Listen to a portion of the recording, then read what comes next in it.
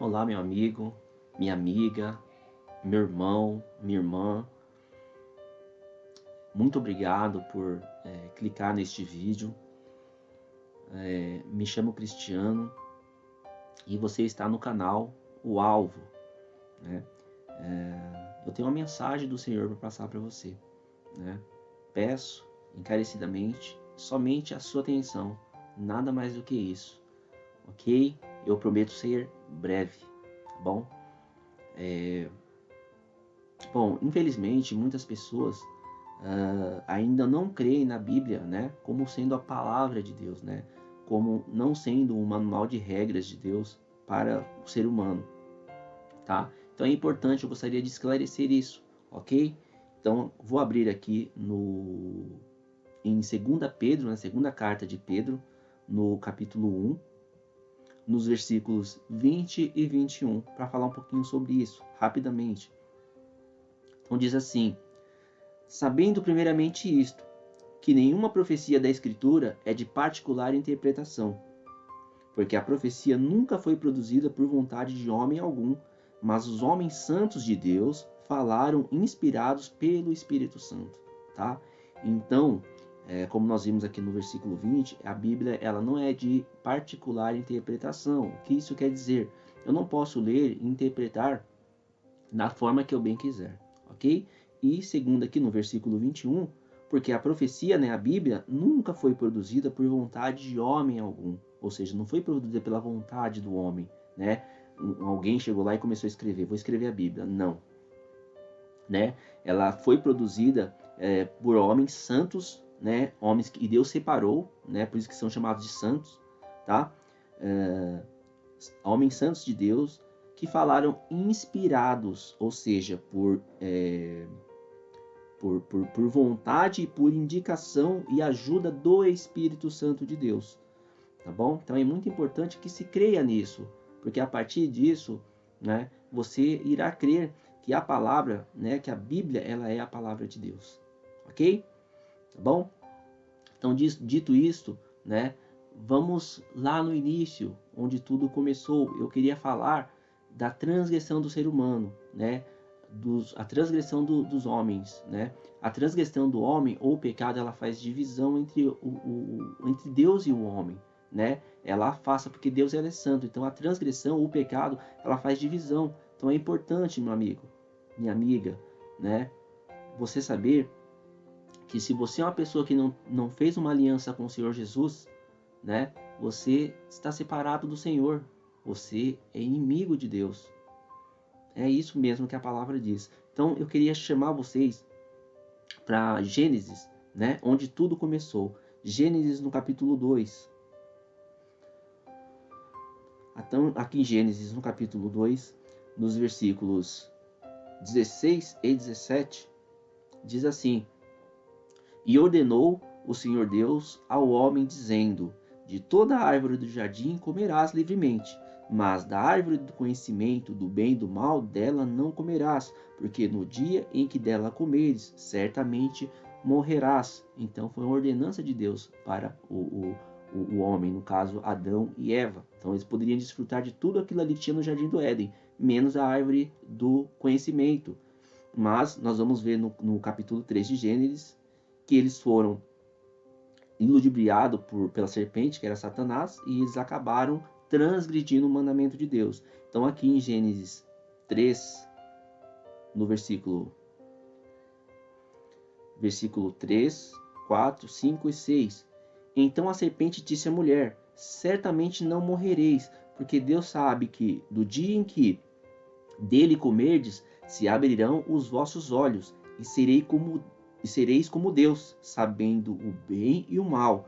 E viu a mulher que aquela árvore ela era boa para comer e agradável aos olhos, tomou do seu fruto e comeu, e deu também ao seu marido, e ele comeu com ela. Então, tá aí a origem do pecado, meus amados, né?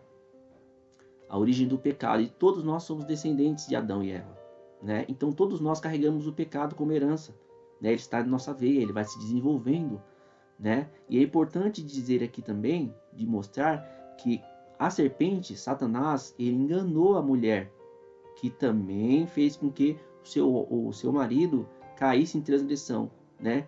Transgredindo o mandamento de Deus que era de não tocar naquele fruto. E o Satanás, o inimigo de Deus, até hoje ele faz isso, amado. Talvez ele pode estar falando para você agora, né? No seu coração, olha, o que esse rapaz está falando sobre a palavra de Deus é mentira. Ela não é a palavra de Deus coisa nenhuma. Foi o homem que escreveu ela, né? Talvez ele pode estar falando isso no seu coração agora, meu amigo, minha amiga. Então é importante que você creia, não deixa que o inimigo te molde, não deixa que ele conduza a sua vida, deixa o Senhor falar contigo através dessa palavra, tá bom? Então, até hoje ele continua fazendo isso, tentando enganar as pessoas, né? Como ele fez aqui, olha o que ele disse à mulher. Então a serpente disse à mulher, certamente não morrerás. Se Deus falou que ela morreria, né? Qual que é a palavra que a mulher deveria se atentar? O que Deus falou. E não ao Satanás que estava tentando ludibriar ela, querendo desmentir a Deus, tá? E é importante que essa morte aqui que o Senhor diz, essa morte não é a morte física, tá? A morte física é o quê? Quando o espírito nosso sai do corpo, tá certo? Essa é a separação, né? A morte é a separação. O espírito se separa do corpo. Então essa é a morte física, tá? Só que essa morte que Deus falou não era essa morte física, porque Adão e Eva continuaram vivos.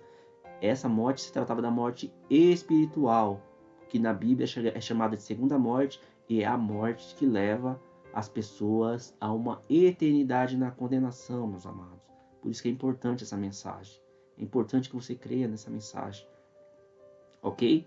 Então, essa morte espiritual, né, de Adão e Eva também trouxe a morte espiritual para a gente, porque nós continuamos, fomos criados ali deles, né? Viemos de Adão e Eva, e toda a raça humana continuou pecando, e continua pecando até hoje, né? Então, esse pecado ele faz separação. É importante você saber que esse pecado, essa transgressão, ela trouxe separação entre Adão e Eva de Deus, e trouxe-nos também essa separação entre nós e Deus também, porque o Senhor é santo. O Senhor é santo, então o pecado faz barreira, né? E nós tornamos inimigos do Senhor, tá bom? Então é importante que se saiba isso, né? E aqui em Romanos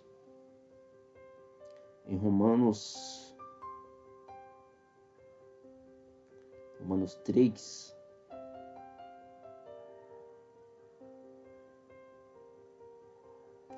Romanos capítulo 3, versículos de 10 a 12. Como está escrito, não há um justo, nenhum sequer. Não há ninguém que entenda, não há ninguém que busque a Deus. Todos se extraviaram e juntamente se fizeram inúteis. Não há quem faça o bem, não há um só.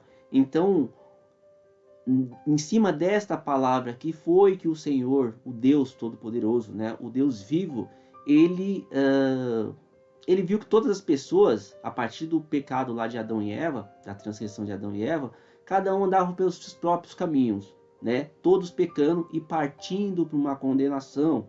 Só que aí entra o amor do Senhor, o amor de Deus pelo ser humano, né? Ele viu que o ser humano, que aquela criatura dele estava se perdendo.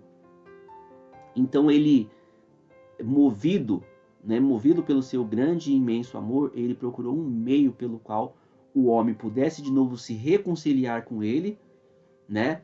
Se reconciliar com ele e assim ter a oportunidade de ter novamente comunhão e ser salvo. Foi então que ele enviou o Senhor Jesus, né?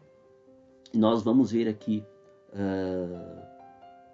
ainda em Romanos, né? Capítulo 5, no versículo 8, diz assim: mas Deus prova o seu amor para conosco, em que Cristo morreu por nós, sendo nós ainda pecadores. Então, olha só, o Senhor viu que nós estávamos extraviados, partindo para uma condenação, e Ele nos amou, né? E qual foi a prova deste amor, né?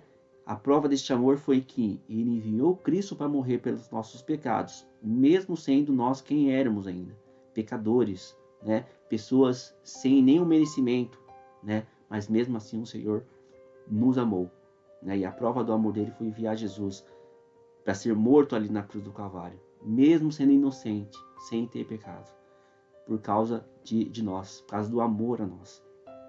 Tá? E João 3 e 16, talvez você conheça esta passagem bíblica.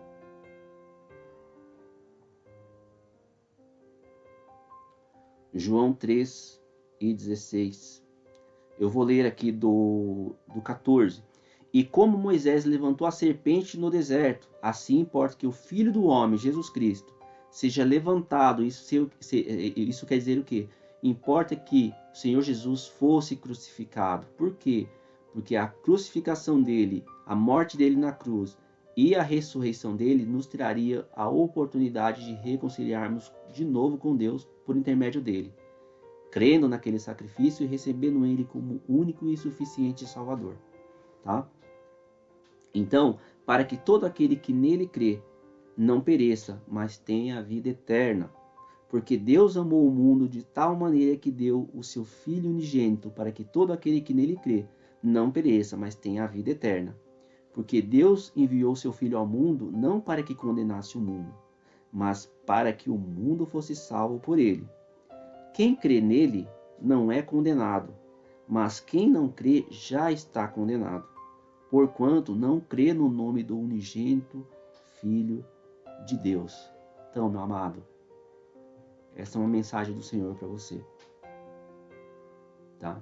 Se você está crendo no seu coração, olha, se coloque diante de Deus com sinceridade, faça uma oração ao Senhor, né? Peça perdão dos seus pecados, né? Peça perdão dos seus pecados. Eu tenho certeza, o Senhor irá perdoar você dos seus pecados, né? Irá te salvar e irá escrever o seu nome no livro da vida, meu amado.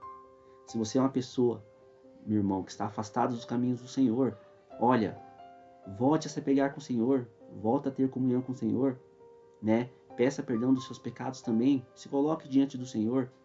Ele é um Deus amoroso, é um Deus rico em misericórdia, tá? Então, se vocês foram tocados por essa mensagem, quiser comentar alguma coisa, peço a vocês, fiquem à vontade para colocar aqui nos comentários, tá? Para falar o que vocês quiserem, tá? Eu com todo carinho vou atender a cada um, tá bom? E se você é um servo de Deus, que é comprometido também com a mensagem do Evangelho, em pregar o Evangelho, fazer com que o Evangelho seja propagado, olha, envie essa mensagem para um amigo seu que talvez conheça a palavra, mas ainda não fez uma aceitação a Cristo, né?